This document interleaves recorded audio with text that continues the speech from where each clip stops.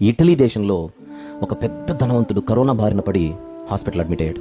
కొన్ని రోజులకు నయమైంది. బిల్లు వచ్చింది, హాస్పిటల్ బిల్లు చూడగానే పడిపోయాడు. కరోనా నుంచి బయటపడ్డాడు, బిల్లుకు పడిపోయాడు. పోయాడేమో అని అందరూ వచ్చారు. లేపితే 2 నిమిషాలకు లేచి కూర్చొని ఒక్కటే ఏడుస్తున్నాడు. నేను కథ చెప్పట్లా, నిజంగా. ఎందుకు ఏడుస్తున్నావయ్యా, ఏమైంది అని అడిగితే అప్పుడు అన్నాడు, వారం రోజులు మీరు నాకు గాలి పీల్చడానికి సిలిండర్ ఇచ్చినందుకు మీరు వేసిన బిల్లు ఇది. నా తల్లి కడుపులో ఉన్నప్పటి నుంచి నేను గాలి పీలుస్తున్నాను, నా దేవుడు ఇచ్చేది. ఒకవేళ అప్పటి నుంచి రేట్లు కట్టి దేవుడు ఎయిర్ ట్యాక్స్ గనక పంపింటే, ఎయిర్ బిల్లు గనక పంపించింటే, నేను పీల్చిన గాలికి వారానికి మీరు ఇంతేశారు, నేను కడతాను, వెళతాను.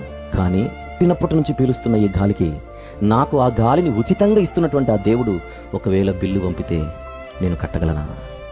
మానవులు ఇచ్చిన బిల్లు చూసి దేవుని గొప్పతనాన్ని అర్థం చేసుకున్నాడు ఈ జ్ఞాని. ఒక్కసారి కాకపోతే ఒక్కసారైనా ఆ దేవుడు మన కొరకు చేస్తున్న వాటిని ఆలోచించాలి.